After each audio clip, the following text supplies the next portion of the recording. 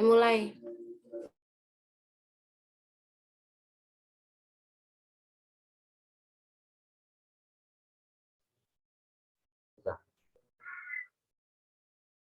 Assalamualaikum warahmatullahi wabarakatuh. Today, Waalaikumsalam. we are from the first group. Will presentation about teaching approach. For the first presentation will be delivered by Ms. Konita. Diamond, please, is yours.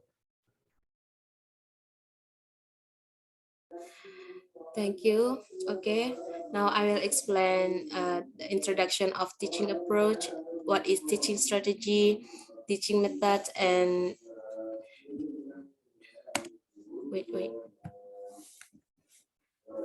and teaching technique. Okay, teaching approach is a set of principles, beliefs, or ideas about the nature of learning, which is translated into the classroom. And then teaching strategy, it is a long-term plan of action designed to achieve a particular goal. Jadi teaching strategy itu strategi yang digunakan strategi mengajar yang digunakan oleh guru untuk mencapai goal dari suatu pembelajaran. And then teaching method is a systematic way of doing something. It implies an orderly logical arrangement of steps. It is more procedural. Jadi untuk teaching method itu metode yang digunakan secara prosedur untuk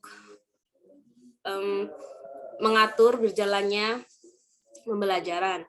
Kemudian teaching technique is a well-defined procedure used to accomplish a specific activity or task.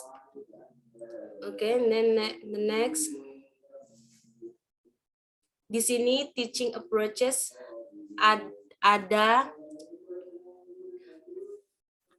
14 teaching approaches.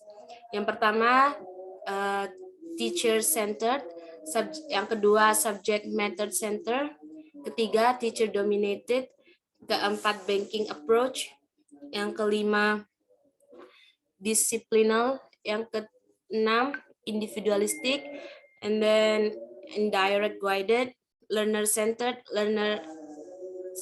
interactive, constructivist, integrated, collaborative, and direct. Okay, that's all from me. Back to moderator.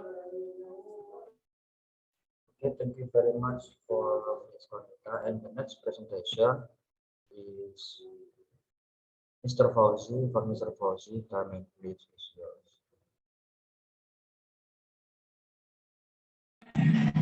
Okay, Assalamualaikum warahmatullahi wabarakatuh. Thank you for the moderator. And then method. Now I will explain teacher-centered approach and others. Teacher-centered approach. The teacher is perceived to be the only reliable source of information, in contrast to the learner-centered approach. And the next, learner-centered approach, in which is premised on the belief that the learner is also an important resource because he or she to know something and is therefore capable of sharing something. And next.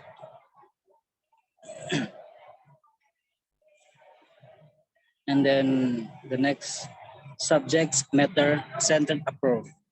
Subject matter gains primacy over that of the learner.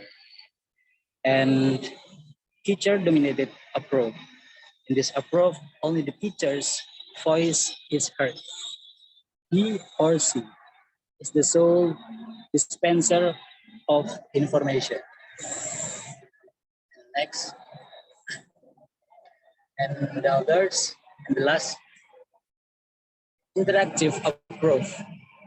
In this approach, an interactive classroom will have more student told and less teacher told.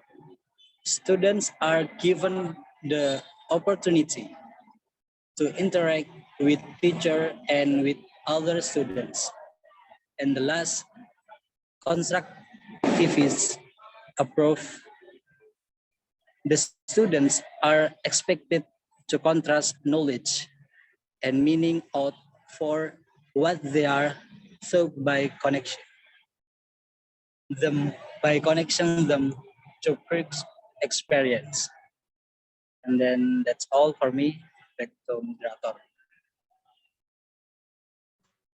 Okay, thank you very much for Mr. Fauzi. And the next slide will be the presentation by Mr. Fernando Ahmad. Mr. Fernando Ahmad, time and place is yours. Thank you Mas Adam as the moderator. Kini saya akan melanjutkan banking approach. The teacher deposits knowledge into the empty minds of students for students to commit to memory. Jadi konsep bank yang dimaksud adalah metode belajar mengajar di mana siswa hanya menyimpan informasi yang disampaikan kepada mereka oleh guru. Dalam jenis lingkungan banking itu, ruang kelas disusun sedemikian rupa sehingga tugas utama siswa adalah mengingat dan secara akurat mengingat. Selanjutnya adalah integrated approach. It makes the teacher connects what he or she teaches to other lessons of the same subject or interdisciplinary, or connect his or her lessons with other subjects, thus making his or her approach interdisciplinary and multidisciplinary. Maksudnya adalah proses membuat hubungan antara konsep dan pengalaman sehingga informasi dan keterampilan dapat diterapkan pada masalah atau tantangan baru dan kompleks. Selanjutnya, next, bakal selanjutnya adalah di disciplinal approach. It limits the teacher to discussing his or her lessons within the boundary of his or her subject. Ini artinya adalah peserta didik harus memiliki kesempatan yang sering berulang untuk melatih keterampilan disiplin mereka di seluruh bidang studi. Dan selanjutnya collaborative approach. It will welcome group work, teamwork, partnership, and group discussion. Ini melibatkan siswa bekerja sama dalam kegiatan atau tugas belajar dalam kelompok yang cukup kecil untuk memastikan bahwa setiap orang berpartisipasi. Next adalah individualistic approach. It wants the individual students to work by themselves. Ini adalah strategi pengajaran di mana seseorang siswa bekerja sendirian berdasarkan kemampuannya menggunakan berbagai kegiatan instruksional untuk meningkatkan pemahamannya. Dan untuk yang terakhir adalah direct teaching approach. The teacher directly tells or shows or demonstrates what is to be taught. Maksudnya adalah pendekatan step by step atau lesson by lesson untuk mengajar yang ditulis dan mengikuti urutan perolehan keterampilan yang telah ditentukan sebelumnya. I think it's enough for me. Back to moderator. Okay, thank you very much for Mr. Fernanda. And the next slide will be presentation by Ms. Era Fazira. For Ms. Era Fazira, time and place is yours.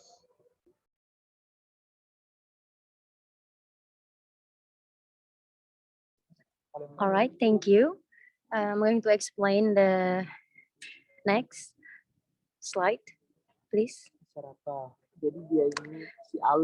Now we're going to talk about the indirect and guided approach. So in indirect approach or guided approach, the teachers guide the learner to discover things for himself or herself. The teacher facilitates the learning process by allowing the learner to be engaged in the learning process with his or her guidance, which means untuk pendekatan indirect atau secara tidak langsung, maka guru akan memandu peserta didik untuk menemukan sesuatu berdasarkan dirinya. Jadi guru akan memberikan fasilitas dalam pembelajaran dengan mengizinkan peserta didik untuk berpartisipasi secara langsung terhadap proses pembelajaran. Contoh, misal ketika kita ada sebuah tema yang menceritakan tentang pembelajaran conversation, maka guru memimpin siswa untuk menentukan topik apa yang mereka inginkan. Seperti itu. Next slide.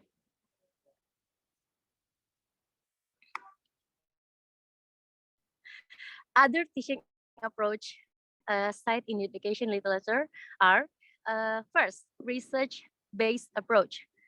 As the name implies, teaching and learning are anchored on research findings. Seperti halnya namanya, jadi sebuah penelitian itu berdasarkan apa yang ingin ditemukan. Next, whole child approach.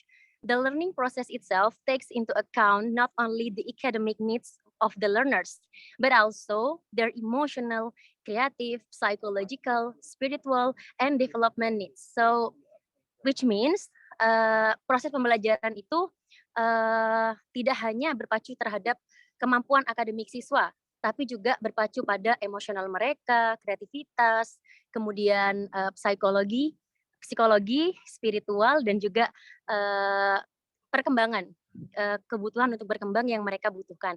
Jadi memang ketika dalam proses pembelajaran, kita juga melibatkan emosi siswa. Jadi bagaimana bisa menimbulkan emosi yang bisa membuat siswa itu tertarik untuk belajar. Kemudian bagaimana cara memancing kreativitas mereka, bagaimana melibatkan psikologi mereka, juga terhadap spiritual, dan sebagainya. Next slide. Metacognitive approach. The teaching process brings the learner to the process of thinking about thinking. The learner reflects on what he learned and on his or her ways of learning. Jadi di metakognitif biasanya proses pembelajaran itu membawa peserta didik untuk berpikir tentang cara berpikir. Ya memang kedengarannya ribet. Jadi sebenarnya yang dimaksud di sini adalah bagaimana ketika peserta didik itu belajar, dia itu berpikir atau menalarkan suatu hal itu seperti apa. Nah, dari situ kita memancing apa yang dipikirkan oleh peserta didik ketika dia dihadapkan dengan sebuah materi. Kemudian next, problem-based approach. As the name implies, the teaching learning process is focused on problem. This is spent on analyzing and solving problems. Jadi seperti hal yang disebutkan di sini, seperti namanya, untuk problem-based pasti dasarnya itu adalah dari sebuah masalah. Biasanya proses pembelajaran atau pendekatan ini dilakukan dengan cara menganalisa atau menyelesaikan sebuah masalah. Misal ketika proses pembelajaran terdapat suatu permasalahan. Misal salah satu contoh masalahnya adalah siswa terlihat kurang fokus atau mudah terdistract. Nah, di sini ini adalah sebuah masalah. Masalah ini kita jadikan sebuah proses menjadi sebuah dasar dari pendekatan. Karena siswa sulit untuk fokus, mudah terdistract, apa kira-kira metode atau pendekatan yang bisa dilakukan supaya bisa membuat mereka fokus. Begitu. Next. I think that's all from me. The next will be continued by the moderator. Thank you. Okay, thank you for Ms. Fazira. And the next slide will be presentation by Mr. Isam, for Mr. Isam and box.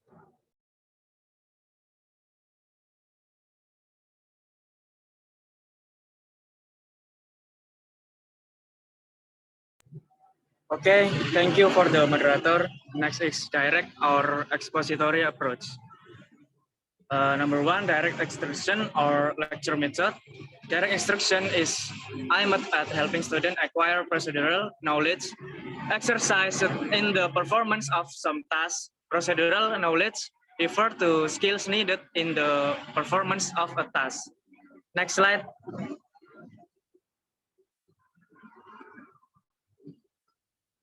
Okay, number two is demonstration method. As the name of implies, in the demonstration method, the teacher or an assigned student or group shows how a process is done while the student become observers.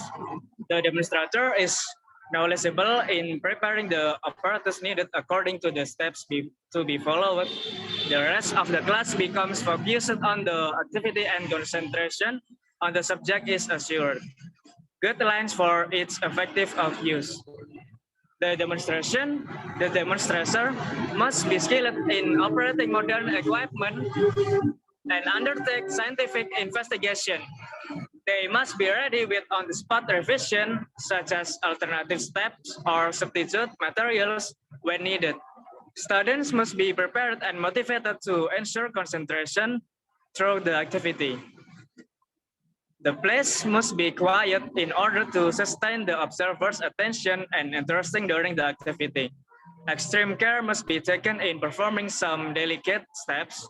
The activity must not be interrupted by unnecessary announcements or noise in the surroundings. They are allowed to take down short notes or record some data which may be analyzed after. And allow some question which bothered them during the demonstration. An examination of the observer data and all information recorded follows. Have an analysis of trends, patterns, or uniform occurrences that can help in arriving at a conclusion. The solution or summary must be cooperatively undertaken by the whole class. Assess learning by way of a short test, an oral evaluation, or a performance test. Advantage of demonstration method. The demonstration method follows a systematic procedure. The use of expensive equipment and machines will be maximized. Curiosity and keep observing ability are instilled among the observers. Wasted time, effort, and resources will be avoided since the demonstration is supposed to be well planned in advance. Next slide.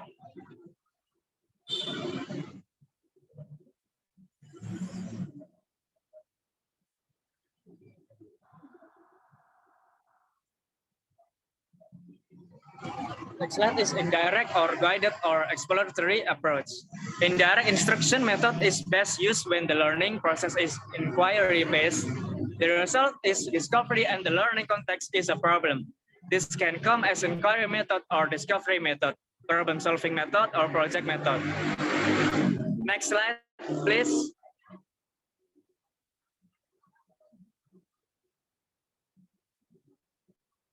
Okay. Next is inquiry method. We will never be able to help children learn if we tell them everything they need to know. Rather, we must provide them with opportunities to explore, inquire, and discover new learning. The core of inquiry is spontaneous and self-directed exploration. Next is steps in the inquiry method. Number one, define the topic or introduce the question. Number two, get students plan where and how to gather data and information. Number three, students present findings through graph, charts, PowerPoint presentation, models, and writing. Next is instructional characteristic. The following are commonly observed characteristics of the discovery or inquiry method. Number one, investigative processes such as inferring, hypothesizing, measuring, predicting, classifying, analyzing, and experimenting, formulating conclusions, and generalization are employed. Number two, the procedure in gathering information is not prescribed by the teacher. Number three, the children are highly motivated to search, hence active participation is the best indicator of inquisitiveness. Next is outcomes of inquiry teaching. The inquiry approach allows some degree of freedom to develop initiative and divergent thinking. participation in inquiry activities strengthens learners and intellectual capabilities. A deep sense of responsibility is developed when learners are left to manage their own learning, be it in pursuit of answer or mastery of content. Next is how to facilitate inquiry teaching. Teachers need to be ready to change their role from that of authority to that of a guide, facilitator, and counselor. The question or problems to be answered solved originate from the learner, followed by the formulation of hypothesis. At the completion of the activity, require an evaluation of the steps undertaken as to its effectiveness and clarity. And that's all for me. Back to moderator. Okay, thank you very much for Mr. Ijam. And the next slide. Explained by me. Please. Okay. Number 2, problem solving method. Problem solving is the teaching strategy that employs the scientific method in searching for information. The 5 basic steps of scientific method or investigatory process are: the first is sensing and defining the problem, and the second, formulating hypothesis, and the third, testing the likely hypothesis.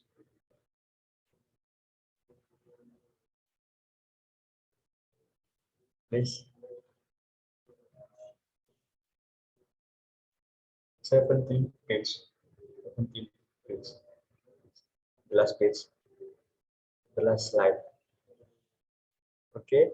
I repeat again. The third, testing the likely hypothesis. For analysis, interpretation, and evaluation of evidence. And the last and the fifth, formulation conclusion. Okay. We think enough for this presentation. I as moderator, I have apologies if you find some mistake. We are from the first group. Assalamualaikum warahmatullahi wabarakatuh.